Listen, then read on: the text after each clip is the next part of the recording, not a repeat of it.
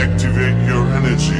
Welcome to the Activated Authors Podcast, a show where we distill the core principles of what it takes to become a happy, healthy, and productive author, no matter what stage of the journey you're at. I'm your host, Daniel Willcocks. I'm an international best-selling author, as well as an author coach, speaker, and creative entrepreneur. But most importantly, I'm a lifelong student of all things productivity, psychology, and human behavior. Thank you for joining me for today's episode. Without further ado, let's dive in. What is up, activators, and welcome back to another episode of the Activated Authors Podcast. This week with just myself, which is an unusual one. So nothing to worry about. Sam's just unfortunately not well to record the podcast today. And because we do record these quite tight to when they get published, because we want things to be fresh, we want things to be very, very recent. We just don't have time to sort out an alternate schedule. And, you know, we've got kids, we've got other things going on. So you're lucky enough to just have me in the seat today, which I'm very aware that I've got a bit of a scratchy throat. So I'm going to be doing a lot of talking this episode, and fingers crossed, all goes well and you'll be able to stick with me. It's not like this is my first time doing this. So hello, you're just with me on the Activated Authors Podcast. So I'm going to work through our typical bits. What's going on? So in Danland at the minute, I have a fair few things in the works. Some of the key ones being that at the minute I am drafting what is going to be a free mini course for the Activated Authors community. And actually, it's just going to go up on the website. So anyone that wants to download it and get involved.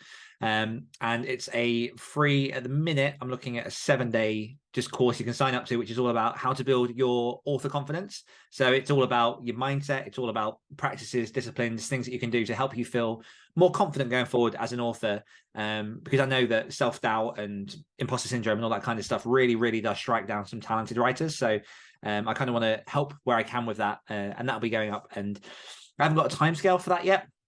I think probably looking at, you know, early next year. It's all very much in progress at the minute. So that's a lot of fun. That's a lot of fun diving into that, because as you guys probably know, I'm quite big on the mindset and the sort of psychology side of things. So this should hopefully be a very, very good one. On top of that, I'm also doing some work in the background on the big course. Not much more to say on that other than it's in progress and things are happening and stuff is being made and stuff is moving, rotating, working on all the gears. So yeah, once I've got more info on that, I'll be giving you more info. And then the main final thing that I've been working on this week is since it would have been Friday last week and it's Thursday, the 1st of December as of recording, I have started a new book. It is a horror novella I'm writing, and alongside writing it, I thought it would be fun to live vlog everything that I do with it. So with each time I come to the desk and do a writing session, I've been basically just talking through what my process is, where my mindset is at, how I go through the book, how I'm working on character, world, plot, all that kind of stuff. And I really, at the minute, the last sort of week has been just a lot of research and a lot of, because I've had the idea since, I want to say sort of April, May of this year for what this book is going to be, or at least the seed of what it might be. I got a cover commissioned for it about 3-4 months ago, just to start looking at branding of the project and going forward. And so within these sort of vlogs, I've been going into where that's come from, my research process, why I'm doing what I'm doing.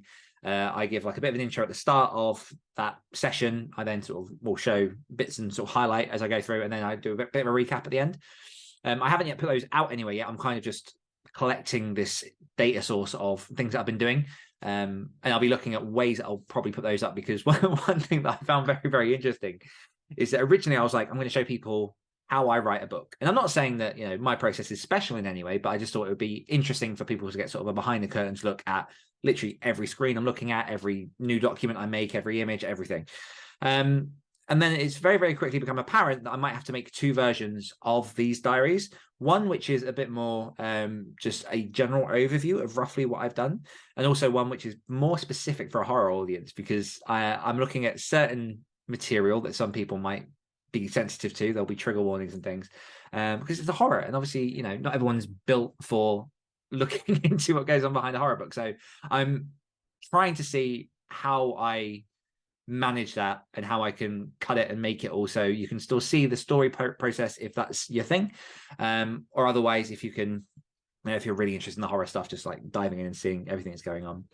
And the only other thing really is for people watching on YouTube, just I'll put a shout out there, but got a new tattoo that happened this week. So that's in healing and happening.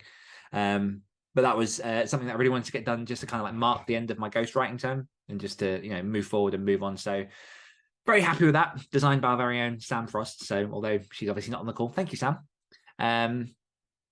Takeaway. So the big takeaway for this week, and yes, I'm going to stop doing foods, maybe just for this episode, maybe whilst Sam's not here. My big takeaway has come actually from diving into this book that I've been writing, and it's a reminder of something that an old English tutor, although she would always say she's not a tutor, she's a facilitator at college when I was sort of around 17, said to me that every now and then you'll get these phrases that people say to you that you know it's important, but you're not sure why it's important. And over the years, this has just proven itself time and time again, which is the more you research into something, the more interesting it becomes. So at college, obviously, there'd be certain subjects that we weren't massively interested in, but we had to do because of the curriculum. But if you actually read around the subjects, if you actually use and let your curiosity free to ask questions, to think of more, to really sort of go, well, how does this dot connect to that? Where does that, and sort of make these connections? Things become really interesting. And that's really happened with this book that I'm writing at the minute, because again, I've had the idea in my head for about 9 months and I've not done a lot with it. And now that I'm in the process of going through and outlining and plotting and doing all the bits as much as I do, it's really, really interesting. And lots of things are coming out that I just did not see coming. And the characters are beginning to build in sort of clarity. The world is coloring itself in. There's some cool intricacies like folklore, different bits that I'm throwing in there that I'm just really enjoying. So again, it's that reminder of, like, the deeper you dive into something, the more interesting it becomes. Our win from the community for this week is basically just everyone who took part in this year's NaNoWriMo through the 50k writing camp that we ran for activated authors. We had a host of authors jumping in, trying to get the words down. We had our typical word tracker, people, you know, trying to get their totals up. I ran challenges all through the month, rewarded people for the different things they do, both individual challenges and group challenges. And this last week has just been, it's just been a delight to watch. It's been special. And so to kind of give context of what was going on, we had about, I think, 200,000 words written in the first week collectively as a group. And in this final week, we had close to sort of 360,000, I think it is off the top of my head. So even though a lot of people had already finished their 50,000 words by the beginning of the end of the second, beginning of the third week, most of the people started crossing that finish line. This last week, just people have been smashing the totals, getting the words down. Massive shout out, which I'm putting everywhere, to our very own Emmy from the community, who wrote 150,000 words of her 5 different books that she's working on, and just buoyed everyone along and just helped and reached back a hand and ran sprints and made it so that everyone else could get their words in. And we had like a few people right at the end that managed to clinch it. And I'm just very proud of the efforts that everyone made. There are a couple of people that didn't quite make it. Of course, that's going to happen. But they're a hell of a lot further along than they were originally, or they thought they could be. And so that really is why I run these camps, because once an author can see what they're capable of, you really see that switch flip in their mind, and they just run like a hound after a rabbit, and it is wonderful to see. So yeah, we once again had over an 80% success rate on a challenge that conventionally gets 15%, and it's top every year percentage of people who actually accomplish it. So I am, to say this is the 3rd year in a row that I've done this, like, I'm very, very happy with that. And I am looking into the possibility of running a few more of these next year rather than just the one a year, just to see if that helps people. So watch this space. If you're interested in just getting on the waiting list, then that's over at activatedauthors.com/50k. And you can just literally sign up to a mailing list there, where I won't send you anything else other than information about these writing camps. So if that tickles your fancy, get involved. And now I'm going to take a quick sip of water. Beautiful. Okay. So into the question for this week.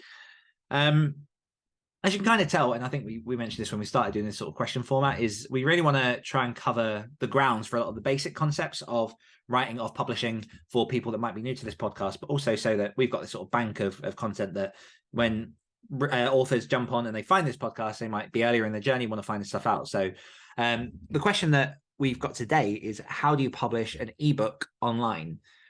And the reason that I wanted to put this question forward is because I think, particularly from my perspective and people who've been in the author space a while, like, this seems like quite an obvious one, but there's a lot of people who aren't within this bubble of publishing that don't know just how easy it is to get a book online. And that's the simplicity of it. You know, it's a double-edged sword. You have, on the one side, obviously, it's very, very easy to put up a poor book that someone hasn't thought about, and for, you know, people to download books with typos, it just doesn't look like a book, the cover's awful, all that kind of stuff. But on the other side of that, it's also, excuse me, I don't know what just happened there. On the other side of that, it's also incredibly easy to put up a very, very professional looking book.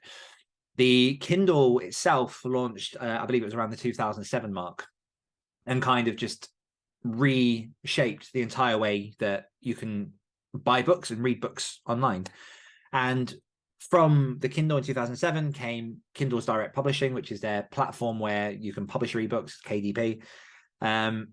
And from that, it just became a very, very easy platform to use. And I remember it would have been 2014 when I published my first book, which I don't often talk about or count because it's just a stage play that I just wanted to play around with the publishing thing. I didn't know what I was doing. I just wanted to see if I could make a book. And so I put that book up in 2014, and it took a long while to try and research how to do this. But that was, you know, 8 years ago now, and things have come on so far that it's never been easier to make this happen. And again, to make a really professional, good looking book. And so I just kind of want to go through some of the different methods that people can use to publish an ebook, or like we can maybe swap ebook for story online. And I want to start with blogs, because there is still an audience for blogs in today's world. If you can draw people over to your website, if you can put things up online, there are people out there at the minute that are chapter by chapter posting up on their blog a story. And depending how you got your website built, excuse me, my throat is getting really tickly. Depending on how your website is built, you know, whether you've got sort of mailing lists on there to give people updates, how your kind of funnels work with getting people from your website into your sort of email newsletter list, how you keep in contact, whatever that looks like. You still can post blogs and write your book online chapter by chapter, get comments, get feedback. And that really is one of the easiest, simplest ways to just be in control of the story that you're publishing and where you put it out. So you can easily just, you know, start a WordPress, start a Wix.com website, a Squarespace.com website, find your blogging platform of choice. Some you don't even have to build a website, they are built for blogging. So websites like Medium, medium.com, and it used to be, I think, Blogster or Blogger. This was, again, years back. I'm not sure if they're still running. But if you have an idea for a story and you just want to start putting stuff online, then play with that. In my very, very early days of writing and trying to see what I could do, I started my own website. It was just danielwillcocks.com, and that's it, has remained. But it was a very, very raw iteration of what it's now become. And I used to post poems on there, just short stories, little blogs and tidbits, just to work the muscle and just to put content out there. And I didn't really have a whole load of ideas about what I was doing with it, but it just felt good to be putting something out there and not having to worry about, you know, agents or anthologies to confirm me and all that kind of stuff. Sometimes you just want those quick wins when you're beginning, just to say, like, I've written a thing, put it out there, here it is, and see how it goes. I even very, very early on used Facebook Notes. Like, Facebook has changed a lot the last few years, a feature where you could put up almost mini blog posts on Facebook, and I put a couple on there just about random things, just to get my work up. So yeah, I mean, there's definitely an audience for it, and there are a few authors that I'm aware of. Their names slip my mind. I'll have to try and dig that out so I can make a quick note of that, because that'll be a useful one to have. There we go. I'll look that up and put that in the show notes. But there are authors who do write, you know, serialized fiction or just full novels on their website, and that is their main way of advertising to their audience. And they do like daily episodes. There are people who put an episode up and then the next day it's gone, so that it kind of forces the reader to make sure that they're coming back each day, otherwise they'll miss that part of the story. And then at the end of that story, they'll package everything they've got, put it in a book, and put it up for sale. So that way you can build an audience, you can potentially build some income while you're writing your story. And then when you actually have it finalized and packaged up, put it out onto whatever store, you can also then make extra money. So yeah, there's a lot of cool tactics, which we'll probably dive into a bit deeper in another episode. But blogs is one way. On the vein of blogs and sort of posting just online in general, places like Wattpad.com, and well, let's stick with Wattpad for now. So Wattpad Again, I used this about 7 or 8 years ago. It was where I really started posting my fiction to begin with. For the first few months, it was where Sins of Smoke, my first novella, was originally posted. And it's basically a social media platform for readers to connect with writers. So you put up a chapter at a time. People can vote, upvote, downvote, put comments, follow stories, ask for more, communicate directly with authors so that you can, shape these books as a bit of a community. Like back when I was doing it, it was quite hard to get discovered and to get new readers. And I think just around that point, they were starting to put in funding so that the stories that do very, very well on that platform, they would provide bursaries and grants and actually publish those books. And it's now been a case of like quite a few big authors have come from Wattpad and now have big publishing deals. So Wattpad it's a legitimate choice. It's, it's a way that you can go get your story out there, put something up, and start putting your voice out into the world, which is really what you want to start doing when you're writing. And there's really no friction, resistance, or gatekeepers. You just make an account, you jump on, post your story. It helps. This is a big point. It massively helps to be a part of the community as well. So if you plan on posting a story and then just leaving and not interacting, you're probably not going to do as well as some other people. But if you comment on other people's stories, read other people's stories, connect with other writers, that's when you'll really start to see your numbers grow. And the more work you put out on there, you build a reputation. And that's, it's pretty much like across the board. That's how you get noticed and build this kind of business. So Wattpad, another very, very legitimate choice. And again, it's serialized. So you can write a chapter at a time, which leads me into another pretty new option at the minute, considering it's still pretty much only available in America at the time of recording. Although it looks like they're beginning to consider opening up the platform for people in other countries, because to be honest, I'm in the UK and I quite want to get my hands on this to give it a go. Is Kindle Vella. So it's, again, Amazon, and it basically takes a lot of the principles of things like Wattpad to put serialized fiction out to the masses. So again, I've not been able to look into this deeply because I don't have access to it, but I listen to a lot about it. I've read a lot about it. But the idea is that you put up a story, a chapter at a time, and then people will use coins that they get through the Amazon system to buy your story, to chip away, to subscribe, to read, to follow you. There's a whole chart system and gamification system on how discoverability is done through that. But if you want to just get your story up and start playing around and trying to reach some readers and getting some feedback, because the readers can comment on each episode, then it's a great way to start. And I actually, a lot of people wonder if this kind of process can be detrimental to their writing, putting out what is arguably rawer work, because when you put out a novel, it's finished. You've worked each chapter, it's all edited, and here's a completed story that you've put out onto the market. Whereas with these sort of services, you're very much, although still focused on editing, still focused on getting these episodes as best as they can be. If you're writing, and you don't have to do this, you could write the whole book and then publish chapter by chapter. But if you're publishing chapter by chapter, which I have done before, people think that can be quite detrimental to the process and to your reputation as a writer. But I'd honestly argue that it's probably one of the best ways to create a stronger story, because if you've got readers going along and telling you what they love and what they don't, then you're getting instant feedback that is only going to make that story stronger.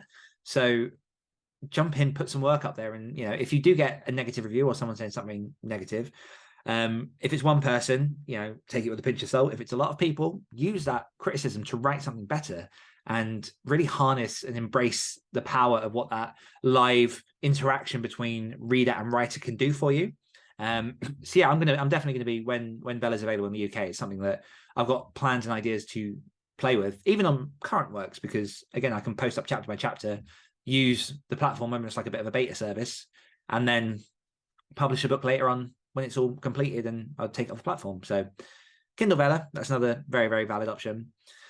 And then something else I've seen from some of the people that have joined the community over the years is writing fan fiction. So if you are a geek about, I don't know, Star Wars or Rick and Morty or My Little Pony or whatever it is, and you want to write some stories in that world, then there are literally thousands of forums online where you can just jump on, submit a short story built in that world, write the characters how you want to write them, play around with the setting, all that kind of stuff. And fan fiction can just be a really fun way to not only learn the craft, but because you're playing with other people's characters, you start to then get a bit more of the behind the scenes of how character is built. You're not starting from this ground zero where you don't know what to do or how to build that character up. You're already using established properties. And then, again, with that live feedback from people in those groups, because, if you're in fan fiction, then the people reading it are going to be fans and they will tell you what they like and what they don't like. Again, another really legitimate, easy way to get your book, get some stories out there and just get some, power under your belt. But then that brings us into the big players. If we're talking about, publishing, we're talking about becoming authors, we're talking about, getting physical sort of big books into people's hands. Again, like, just to go back to what I said at the beginning of this, like, it's incredibly easy to do. It really is. It's easy to get a book up. It's a bit more difficult to do it well, and it's quite hard to do it successfully, I think, is a caveat there. So putting a book up is as simple as going onto a platform like kdp.amazon.com. And again, we'll put all the resources for this in the bottom. Sam, don't worry, I'll put the resources on there for you. And uploading your book, you create an account, you click create book, and then you go through the process. It outlines everything for you, how to do it to get your book onto the store. That at its basis is easy. You have 3 different categories of information that you need when you click create a book. One is your book's content, which is more sort of like your description, your title, your author name, keywords, categories. You have a second section, which is all about the actual file. So uploading your Word document, if that's the way you've gone, but preferably an EPUB file that you get from formatters. Your book cover, it even has its own cover creator if you have no idea how to make a book cover. Although, caveat that, if you're looking at trying to sell books and do well, don't use a cover creator because they are very, very basic. And then the third page is sort out your pricing and your distribution, how much you're going to sell it for, where are you going to sell it. Click on publish, and within, Amazon says 72 hours, it normally takes me about 12 hours. Click publish and your book is online. Your book is on Amazon. It's a searchable page. You can type your name in, you can type your book title in, and the book will show up. You will have a full page that is yours, that you've created. It's that dangerously simple. And the reason I say dangerous is, in case you haven't kind of guessed the thread of this, is it's very easy to get a book up. It's more difficult to get a successful book online. So although it's super easy, there are obviously lots of steps you have to pay attention to. So we'll go over these in different episodes. We've covered some of this before, but like, make sure you got a good book cover, make sure you got an amazing, strong story, make sure that you know your keywords, make sure you know your categories, make sure you've got your book formatted properly. There's a lot of different things that you need to do to make a book look like a book.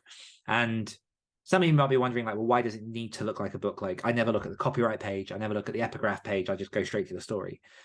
The reason it needs to look like a great book is because if it doesn't, your reader will know. They won't know why they know. They won't know why they know that something is wrong, but they'll know, and it will lessen the reader experience for them. If you have a book where there's massive gaps between chapters and paragraph breaks, and you've got like all the words just shifted to the left and they bleed into the page, and this can even happen on a digital copy, like you still have to format it properly, then the reader's just not going to enjoy that experience, and that book isn't going to sell. So again, we'll go over this a lot more in some future episodes, but for now, like, just be aware that it's super simple. Get your book up on there, but there are extra things you want to do. I will take a second to plug my book, The Self-Publishing Blueprint. Literally, the reason I wrote that book is to take people through all of those intricate steps, from market research when you start your book, to then writing the book, to then, how to publish it and go down your own merry way if you choose to self-publish. But yeah, so swinging that back, Amazon, one of the top key players, absolutely. Like, if you're selling books online, you want to be on Amazon, just without a doubt. But then there are other stores as well. So some of the main ones that I tend to use are Kobo Writing Life. That's in stories to the Nook devices and is very, very big in English-speaking countries like Canada. I believe, if I remember rightly, over in India, they've got quite a growing English-speaking audience there. So although we see Amazon a lot, or I presume if you're listening to this from the UK or America, you will see Amazon a lot, but that's not the only place where people get their books, and we want to be careful not to be stuck in that bubble. So Kobo Writing Life is a great way. Again, same as with Amazon, you put your book up on there, you upload the different things, you put in all the information, click publish, bam, your book is online just a couple of days later. Google Books is another good option. That's a growing market of people who are reading books on their Google Android devices. So if you can be on there, then why not put yourself on there? And then to get on a lot of different other places. So for example, you can get your book on places like Barnes & Noble and on Scribd, or Scribed, however you want to say it, as well as like a whole host of other sites. You can use what they call aggregators. So an aggregator is basically you publish your book through one platform and it will then distribute it to a whole host of other platforms for you. So you only have to upload once and then it just goes to all of these different places, and it will tell you where your book is. And there are services that you can use for this that also put into places like libraries. And so the main ones that I use, well, the main one I use is Draft2Digital, which is very, you probably heard that name around if you've been in this space for a little while and if you've been doing your research. Draft2Digital is a pretty big one for aggregation. And then you can also use Smashwords for any of the last platforms that you're not quite on. So yeah, that is honestly how you publish a book online. It's that easy. And I'll keep saying that because when you think about what it used to be to get your book published, if you go pre-2007 and the months, years that you have to wait to hear back from publishers, and then you've got like 3-4 year schedules to wait for your book to go out like anywhere. We are ridiculously blessed to live in a time in which you can just, there's no barrier to entry. If I want to put a book up for free and have it sell, I can. It's just that simple. Or you can invest more money, make it look more professional, which I highly advise that you do. Although not everyone has that luxury, depending on what stage you're at. Like my first books were very minimal budget, sort of 50 to 100 quid for the whole process. Obviously now that's grown, now that I'm sort of doing more with my business. But that's how you get a book online. One thing that I should probably add at this point, although I'm not going to go into this hugely because this is a whole episode in itself, is you can get your books on every platform, but you might not necessarily want to, depending on how you want to sell them. So just to very quickly give an overview of what I mean, if you've not heard of an argument or a debate in the writing community of exclusive versus wide, this is kind of a summation of what that means. And you basically have two options when it comes to publishing. One is be exclusively through Amazon. And so what that means is that when you upload your book, you can enroll in what they call KDP Select. And that puts your book into this program for 3 months at a time. If you're in KDP Select, you then your book is then accessible to anyone who has a Kindle Unlimited license. So I think it's, how much is it now? $7.99, $8.99 in the UK anyway, a month to be on Kindle Unlimited. And then with a Kindle Unlimited membership, I can download as many books as I want, as long as they're in KU. If you choose to go down that route, Amazon does a lot of extra work for you. Like, you know, you're obviously within this pool of books that people can download for free. That's very appealing to people. You get paid via the pages that get turned from readers going through your book. And there's a pool for how that all works. Again, much more detail later. But suffice to say that you can do that. There are some extra benefits. You can market your book. And, you know, if it's your first book and you want to keep it simple and see what's going on, KU can be very good for you. KDP Select can be very good for you. And so it's worth considering going exclusive. And also certain genres sell very well exclusive versus going wide. Wide means that you don't tick that box and Amazon then doesn't restrict you from posting your book in anywhere else across the world that you want to. So you can go wide with your books. And that basically means that, you know, you've got more license to put your books in other countries. You can kind of be a bit more not selective. You can go a bit wider with that range of where your book goes. I was going to add something. What was it? Oh, and also it diversifies your income streams, because if you go exclusive with Amazon, bear in mind that you're going to have one income stream. Amazon are going to be the people that pay you. If they change how they charge their customers, if they change how they pay you, that affects everything about your business. If you're wide and you're on 6 or 7 or 8 different platforms, then if one cuts off, you've still got the others to play with. So we'll go into this a whole host deep, because this is a whole argument in itself, but it's worth being aware when it comes to publishing your ebook. And to get out of KDP Select, once you've run your 3 months, as long as you've unticked that box before you roll into the next 3 months, you're good to go. It's not like a 7-year deal or anything. It's just 3 months at a time. So sometimes it's worth playing with it to see what you can do, and then you can jump out and experiment, which is one of the great things about being indie. So that really is how easy it can be to publish a book. As I say, we'll probably deeper dive into some of this in future episodes, but for now, that's kind of all you need to publish a book. So I guess we'll pretty much leave it there. So just as always from us, we have our 30-day free trial of the Activated Authors community. So if you want to jump in, get to know me and Sam better, get access to all of our core resources, jump on live writing sprints with us, and just literally ask the questions that you want to ask, then head on over to activatedauthors.com and find out all the information over there. And I will say a massive thank you to you, the listeners, for tuning in. We appreciate you and the time you choose to spend with us each and every week. And as always, if you're looking to level up your writing and activate your author career, head on over to activatedauthors.com to find out everything we've got going on. See you next week. Activate your energy.